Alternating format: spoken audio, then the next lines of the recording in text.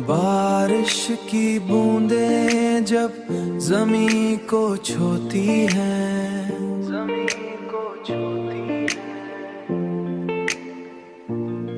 तू मुझे तेरी याद और भी गहरी महसूस होती है। जैसे हर बूंद तेरे नाम की सदा लेकर आती हो, तेरे नाम की सदा लेकर आती हो। ओ मैंने तुझे इस तरह चाहा है, जैसे कोई इबादत की जाती है।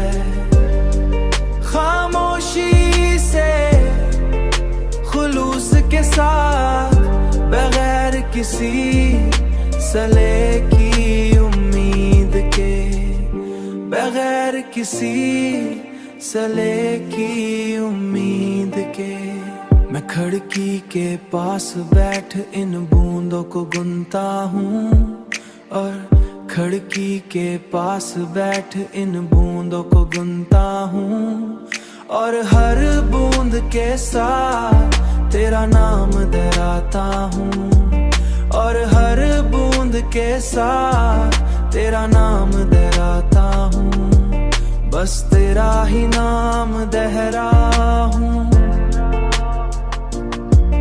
और शायद यही सच्ची मोहब्बत होती है कि वो